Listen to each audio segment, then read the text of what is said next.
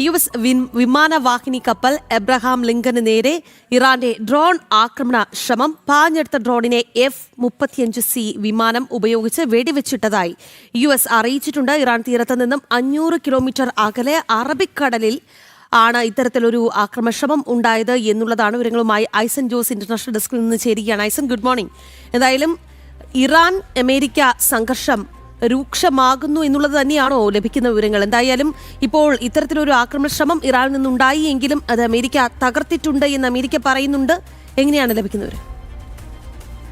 രാഖി, ഇപ്പോൾ നമുക്ക് ലഭ്യമാകുന്ന വിവരങ്ങളനുസരിച്ച് ഏറ്റവും പ്രധാനപ്പെട്ട ഒരു വാർത്ത എന്ന് പറയുന്നത് ഈ ആക്രമണത്തെ അത്ര ഗൗരവമായി അമേരിക്ക കണക്കാക്കുന്നില്ല എന്ന് തന്നെയാണ്. നമുക്കറിയാവുന്നതാണ്, അറബിക്കടലിൽ ഏതാണ്ട് 500 കിലോമീറ്ററോളം ദൂരെയുള്ള അതിശക്തമായ ഈ സൈനിക വിന്യാസത്തിനെ എതിർക്കാനുള്ളൊരു ശേഷിയൊന്നും നിലവിലെ സാഹചര്യത്തിൽ ഇറാനില്ല എന്നതൊരു യാഥാർത്ഥ്യം തന്നെയാണ്. മാത്രമല്ല, ഇപ്പോൾ നേരത്തെ നമ്മൾ സൂചിപ്പിച്ചതുപോലെ ഡ്രോൺ ആക്രമണം നടത്തിയ അബ്രഹാം ലിങ്കൺ എന്ന കപ്പലിനെതിരെ ഡ്രോൺ ആക്രമണം നടന്നപ്പോൾ ആ ഡ്രോൺ ആക്രമണത്തെ നിമിഷങ്ങൾക്കകം പ്രതിരോധിക്കാൻ സാധിക്കുകയും ചെയ്തു. നേരത്തെ വിശദീകരിച്ചതുപോലെ F-35C വിമാനം പറന്നുയർന്ന് അടിയന്തര അത് വെടിവെച്ചിടുന്നൊരു സാഹചര്യമാണ് ഉണ്ടായത് എന്നാണ് മനസ്സിലാക്കാനും സാധിച്ചത്.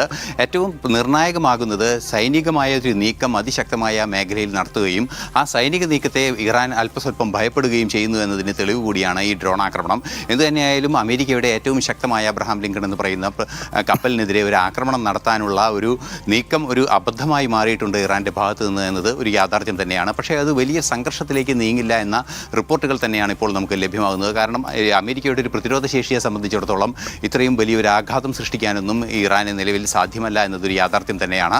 ആ ഒരു പശ്ചാത്തലത്തിൽ തന്നെയാണ് വീണ്ടും ചർച്ചകളുടെ സാധ്യത തുറന്നു കിടക്കുന്നുവെന്ന് പ്രസ് സെക്രട്ടറി കരോലിൻ ലെവിറ്റിൻ്റെ ഭാഗത്തു നിന്നൊരു നിലപാടുണ്ടാവുകയും ചെയ്തത്. അദ്ദേഹം വളരെ കൃത്യമായി പറഞ്ഞത് ഈ ആഴ്ച അവസാനമോ അല്ലെങ്കിൽ അടുത്ത ആഴ്ചയോ ഒക്കെ കൂടി ഈ ഇറാൻ്റെ ചർച്ചകൾ, അതായത് ആണവ ആയുധങ്ങൾ നിർമ്മിക്കില്ല എന്ന ധാരണയിലെത്തുന്നതിന് വേണ്ടിയുള്ള ചർച്ചകൾ, അതായത് നേരത്തെ ട്രംപ് സൂചിപ്പിച്ചിരുന്നത് ഈ സൈനിക വിന്യാസത്തിനായി സൈന്യം പുറപ്പെടുന്ന ഒരു സാഹചര്യത്തിൽ കൃത്യമായി ട്രംപ് അറിയിക്കുകയും ചെയ്തിരുന്നത് ചർച്ചകൾക്ക് തയ്യാറാണെങ്കിൽ പൂർണ്ണ പിന്തുണ നൽകുമെന്നും ചർച്ചകൾക്ക് തയ്യാറായില്ലെങ്കിൽ അമേരിക്കൻ പ്രസിഡന്റിന്റെ ഉത്തരവ് ലഭ്യമാകുന്ന നിമിഷം ആക്രമണം നടത്തുമെന്ന് പീറ്റ് ഹെഗ്സെത്ത് അറിയിക്കുകയും ചെയ്തിരുന്നു. അത്തരത്തിലൊരു കൃത്യമായൊരു നീക്കം അമേരിക്കയുടെ ഭാഗത്തു നിന്ന് സൈനിക നീക്കം ഉണ്ടാകുന്നു, ഒരു മുൻകരുതൽ നീക്കം എന്ന നിലയിൽ സൈന്യത്തെ വിന്യസിക്കുന്നു. അതേസമയം തന്നെ ശക്തമായ ചർച്ചകൾക്കുള്ള സാധ്യതകൾ തുറന്നു വയ്ക്കുകയും ചെയ്യുന്ന ഒരു നയമാണ് അമേരിക്കയുടെ ഭാഗത്തു നിന്നുണ്ടായത്. ഈ ഒരു നയത്തിൻ്റെ ഭാഗമായി തന്നെയാണ് ഇപ്പോഴും അമേരിക്ക നിലനിൽക്കുന്നത്. ചർച്ചകൾ തുടരുമെന്ന നിലപാട് തന്നെയാണ്.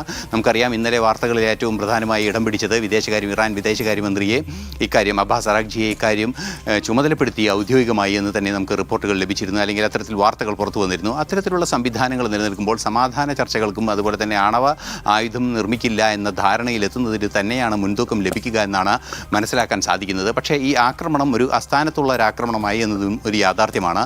എങ്കിലും അമേരിക്കയെ സംബന്ധിച്ചിടത്തോളം അമേരിക്കയുടെ സൈനിക സ്വത്തിനോ അല്ലെങ്കിൽ സൈനിക സമ്പത്തിനൊന്നും യാതൊരു തരത്തിലുള്ള കോട്ടം വരുത്താനും ഈ ആക്രമണം കൊണ്ട് സാധ്യമായിട്ടില്ല എന്ന ഒരു യാഥാർത്ഥ്യവും അമേരിക്ക പങ്കുവയ്ക്കുമ്പോൾ സ്വാഭാവികമായും നമുക്കറിയാവുന്നതാണ്, ഇറാനെ സംബന്ധിച്ചിടത്തോളം വലിയൊരു വെല്ലുവിളി നേരിടുന്നുണ്ട്. ആ വെല്ലുവിളി തീർച്ചയായും ഒരു ആണവ കരാറിലേക്ക് അല്ലെങ്കിൽ ആണവായുധങ്ങൾ നിർമ്മിക്കില്ല എന്ന ധാരണയിലേക്ക് നിർബന്ധപൂർവ്വം എത്തിക്കാനുള്ളൊരു നടപടിയുടെ ഭാഗമായുള്ള സൈനിക നീക്കവും അതേസമയം സമാധാനപരമായ നയതന്ത്ര നീക്കവും നടക്കുന്നു. അത് യാഥാർത്ഥ്യത്തിലേക്ക് നീങ്ങുന്നു എന്ന് തന്നെയാണ് മനസ്സിലാക്കാൻ സാധിക്കുന്നത്. ഐസൻ, ഇക്കാര്യത്തിൽ ഒന്ന് ചോദിക്കാനുള്ളത്, ഇത് കേവലം ഉമ്മാക്കി എന്നൊക്കെ പറയുന്ന പോലെയുള്ള ഒരു നമ്പറാണോ, അതോ യഥാർത്ഥത്തിൽ ആക്രമിക്കാൻ തുനിഞ്ഞു തന്നെയാണോ US-ന്റെ നീക്കം? അത്തരത്തിലുള്ള സൈനിക നീക്കവും നടത്തിയിട്ടുണ്ടോ? പടക്കപ്പൽ വ്യൂഹം വരുന്നു എന്നൊക്കെയുള്ള റിപ്പോർട്ടുകൾ നമ്മൾ തന്നെ പുറത്തുവിട്ടിരുന്നു. ഒപ്പം ഈ പ്രദേശത്തുള്ള അമേരിക്കയുടെ സൈനിക കേന്ദ്രങ്ങൾ അവയൊക്കെ സജീവമാക്കിയിട്ടുണ്ടോ, സജ്ജമാക്കിയിട്ടുണ്ടോ?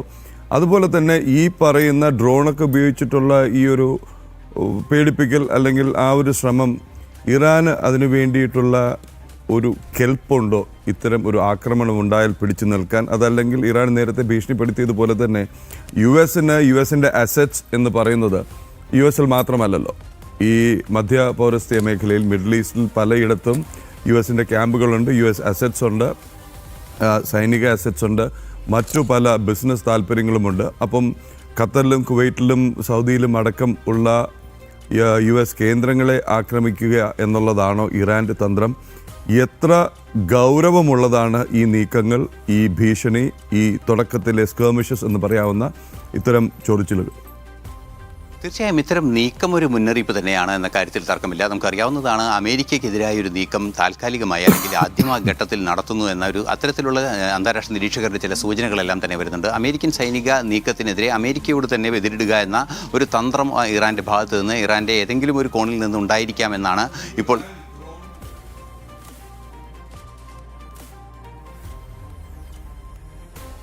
തീർച്ചയായും ഇപ്പോൾ നമുക്ക് ലഭ്യമാകുന്ന വിവരങ്ങൾ അനുസരിച്ച് നമുക്ക് മനസ്സിലാക്കാൻ സാധിക്കുന്നത് ഇത്തരത്തിൽ അതിശക്തമായൊരു നടപടി അതിശക്തമായൊരു നീക്കം ഇറാൻ്റെ ഭാഗത്തു നിന്നുണ്ടാകാനുള്ള സാധ്യതകളൊന്നും തന്നെ ഇല്ല എന്നാണ് അറിയാനും സാധിക്കുന്നത്. അതിനുള്ള ശേഷി നേരത്തെ പ്രദീപ് സൂചിപ്പിച്ചതുപോലെ അത്തരം ഒരു സൈനിക ശേഷിയോ ഒരു സൈനിക സമ്പത്തോ ഒന്നുമില്ല എന്നതൊരു യാഥാർത്ഥ്യം തന്നെയാണ്. നമുക്കറിയാവുന്നതാണ് അതിശക്തമായ ആക്രമണം ഇസ്രായേലിൻ്റെ ഭാഗത്തു നിന്നും അതുപോലെ തന്നെ അതിൻ്റെ അവസാന ഘട്ടത്തിൽ ഓപ്പറേഷൻ മിഡ്നൈറ്റ് ഹാമർ എന്ന രീതിയിൽ അതിശക്തമായ ആക്രമണം അമേരിക്കയുടെ ഭാഗത്തു നിന്നും ഉണ്ടായതിനു ശേഷം ഒരു സൈനിക സംവിധാനങ്ങൾ തിരിച്ചു വരുന്നതിനുള്ള സാധ്യതകളൊന്നും തന്നെ ഉടൻ ഉണ്ടാകില്ല എന്ന് തന്നെയാണ് മനസ്സിലാക്കാനും സാധിക്കുന്നത്. ആ ഒരു പശ്ചാത്തലത്തിൽ തീർച്ചയായും മറ്റൊരു പ്രധാന പ്രശ്നം ഉയർന്നു വന്നത് ഈ ഇറാനുമായുള്ളൊരു സംഘർഷം അമേരിക്കയുടെ ഭാഗത്തു നിന്ന് വന്നപ്പോൾ ഖത്തറിലെ വ്യോമപാത അടയ്ക്കുന്ന ഒരു സാഹചര്യം ഉണ്ടായിരുന്നു, അല്ലെങ്കിൽ വ്യോമപാത സുരക്ഷിതമാക്കുന്ന ഒരു സാഹചര്യം ഉണ്ടായിരുന്നു. നമുക്കറിയാം ഹുദൈദ എയർപോർട്ടിലൊക്കെ തന്നെ ഒരു ആക്രമണം നടത്തുന്നൊരു നീക്കം പണ്ട് ഉണ്ടായിട്ടുണ്ട്. അത്തരത്തിലുള്ളൊരു നീക്കത്തിലേക്ക്, അതായത് ഈ മിഡിൽ ഈസ്റ്റിലെ മറ്റ് രാജ്യങ്ങളിലെ അമേരിക്കയുടെ സൈനിക സമ്പത്തിന് നേരെ ആക്രമണം നടത്താനുള്ളൊരു സാധ്യത ഇറാൻ്റെ ഭാഗത്തു നിന്നുണ്ട് എന്ന തിരിച്ചറിവിൻ്റെ കൂടി അടിസ്ഥാനത്തിൽ വളരെ കോൺഷ്യസ് ആയൊരു നീക്കം തന്നെയാണ് അമേരിക്കയുടെ ഭാഗത്തു നിന്നുണ്ടായത്.